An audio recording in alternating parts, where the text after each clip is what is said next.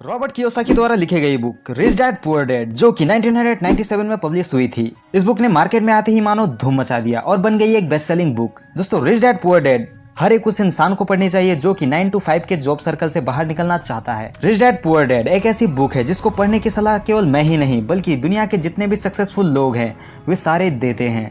तो आइए जानते हैं कि आखिर अमीर बनने का ऐसा क्या राज है इस बुक में, जो कि इस बुक में छिपा है, जो कि इसे इतना खास बनाता है। दोस्तों, रॉबर्ट कियोसाकी के दो फादर थे। एक तो उनके खुद के रियल फादर जिन्हें वो पुअर डैड कहा करते थे, और दूसरा रॉबर्ट के मुंह बोले दोस्त यानी कि माइक के पिता जिन्हें वो अपने रिच डैडी मानते थे। उनके जो असली पिता थे जो कि काफी पढ़े लिखे थे, लेकिन उनकी पूरी जिंदगी पैसों को लेकर स्ट्रगल भरा रहा था और यही कारण था जिसकी वजह से वो अपने रियल डैडी को पुअर डैड कहते थे। और दूसरे माइक के डैडी जिन्हें कि वे अपने रिच डैड कहा करते थे, जो कि कम पढ़े लिखे थे, परंतु इसके बावजूद भी वे एक सक्सेसफुल इंसान और एक सक्सेसफुल बिजनेसमैन थे और रॉबर्ट इसी कारण से उन्हें रिच डैड कहते थे।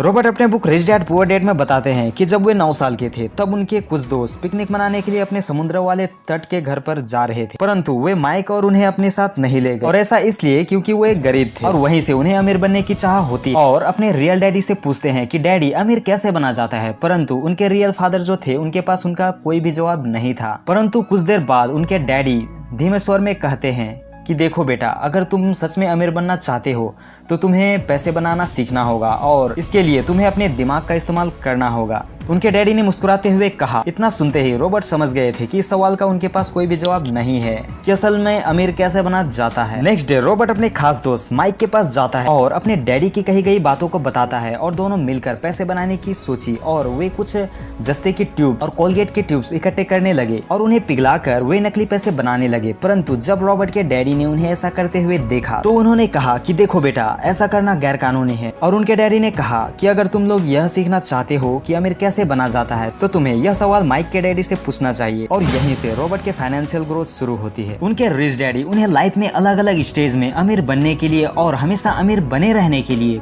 कुछ इंपॉर्टेंट लेसन बताते हैं, जैसे कि पैसों को किस तरह से मैनेज किया जाता है और ऐसी कौन सी गलतियां हैं जिससे गरीब हमेशा गरीब रहता है। और वो ये भी बताते हैं कि अगर कोई भी गरीब इंसान अमीर बनना चाहता है तो उसे क्या करना चाहिए। तो आइए अब हम बात करते हैं उन इम्पोर्टेंट लेसन के बारे में। Lesson number 1, rich people don't work for money. अमीर लोग कभी भी पैसों के लिए काम नहीं करते हैं।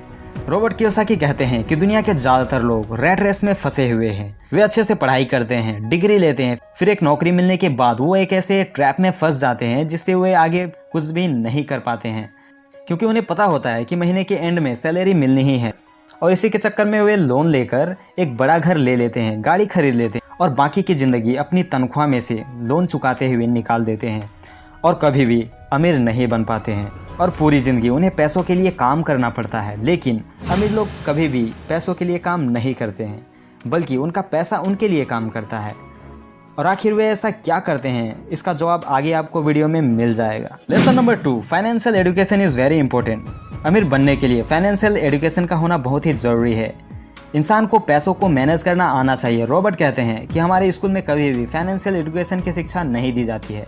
हमारा एजुकेशन सिस्टम इस तरह से बनाया गया है कि अच्छे से पढ़ाई करो, डिग्री लो और एक नौकरी कर लो। पर आपको बता दूं कि दोस्तों, यह एक ऐसा कड़वा सच है कि नौकरी कभी भी किसी को अमीर नहीं बना सकता, क्योंकि नौकरी करने वाला इंसान रेट रेस में फंसकर रह जाता है। और इस रेट रेस से अगर बाहर रहना है तो उसके लिए उसके डैडी उसे एसेट्स और लायबिलिटीज के बारे में बताते हैं। तो एसेट्स वो चीज़ है जो कि आपके जेब में पैसा डालती है और लायबिलिटीज वो चीज़ है जो हमारे जेब से पैसा निकालती है। तो आइए इसे एक एग्जांपल से समझते हैं। मान लीजिए कि आपने एक कार खरीदा और उसे रेंट में लगा दिया, जिससे हर महीने उससे आपको पैसे मिलते हैं। उसे एसेट कहेंगे क्योंकि वो आपके जेब में पैसा डाल रहा है, क्योंकि वो आपको पैसा कमा कर दे रही है। पर वहीं आपने लोन लेकर एक कार खरीदी और कार खरीद कर शो ऑफ के लिए घर के आगे खड़ा कर दिया, तो उसे लायबिलिटीज कहेंगे, क्योंकि वो कार आपके जेब से पैसे निकाल रही है। इसलिए रिच डैड कहते हैं कि अगर किसी को भी अमीर बनना है तो उसे एसेट सबसे ज्यादा बनाने चाहिए और जितना हो सके कम से कम लायबिलिटीज रखनी चाहिए। और कभी भी यह बातें हमें स्कूल या फिर कॉलेजेस में नहीं सिखाई जाती है कि पैसों से पैसे कैसे बनाया जा सकता है। इसलिए पैसों के बारे में नॉलेज होना बहुत ही जरूरी है। Lesson number 3, focus on your on business. अपने खुद के काम पर फोकस करें। रिच डैड बताते हैं कि बहुत सारे लोग नौकरी करते हैं, दूसरों के लिए काम करते हैं और दूसरों को अमीर बनाने में अपनी पूरी जिंदगी निकाल देते हैं। रॉबर्ट कहते हैं कि आप नौकरी करते हुए अपना कोई दूसरा काम कर सकते हैं जो कि इनकम के सोर्स को बढ़ाए। आप अपने लिए साइड से कुछ ऐसे एसेट्स बनाएं जो कि आपके खुद के हो, जो कि आपको अमीर बनाए, ना कि दूसरों को। Lesson number 4, work to learn not for money. हमेशा सीखने के लिए काम करें, ना कि पैसे के लिए। रॉबर्ट कहते हैं कि मेरे पुअर डैड को हमेशा अपने नौकरी की चिंता रहती थी। वो सुबह जल्दी ही ऑफिस के लिए निकल जाते थे, लेकिन ऐसा इसलिए नहीं कि उन्हें वह काम बहुत ही पसंद था, बल्कि इसलिए कि उन्हें डर था कि उन्हें काम से न निकाल दिया जाए, उनकी सैलरी न काट दी जाए। इस बात का डर उन्हें मजबूरी में यह करवाता था। रिच डैड का मानना था कि अगर किसी को भी अमीर बनना है तो कुछ न कुछ सीखते रहना चाहिए। वे कहते थे कि गरीब लोग पैसों के लिए काम करते हैं, लेकिन अमीर लोग सीखने के लिए काम करते हैं, ताकि वे सही नॉलेज लेकर एक खुद का बिजनेस बिल्ड कर सके। और यही इन दोनों में सबसे बड़ा अंतर था, जो कि एक को गरीब और दूसरे को अमीर बनाता था। Lesson number 5, overcoming for obstacles, रुकावटों और बाधाओं को पार करना। रॉबर्ट बताते हैं कि कई सारे लोगों को पैसों की समझ तो होती है, लेकिन कभी भी वे अपने एसेट को बढ़ा नहीं पाते हैं। क्यों नहीं बढ़ा पाते? इसके लिए उन्होंने 5 ऑब्स्टेकल्स बताए हैं। पहला है डर, यानी कि फियर। पैसों को गंवाने का डर अमीरों को भी होता है। उन्हें डर होता है कि हम फिर से गरीब न बन जाए, और यही डर उन्हें रोक कर रखता है और लाइफ में कभी भी आगे बढ़ने नहीं देते। रॉबर्ट कहते हैं कि अगर किसी को भी अमीर बनना है तो सबसे पहले अपने उस डर को खत्म करना होगा। रॉबर्ट ने दूसरी बात बताई है डाउट, अपने पैसों को कहीं भी इन्वेस्ट करने का डर। इन्वेस्ट से पहले यह सोचना है कि कहीं पैसा डूब तो नहीं जाएगा, और इसी डर के चलते वे नई शुरुआत नहीं कर पाते, और इसी तरह हजारों मौके अपने आंखों के सामने से चला जाता है।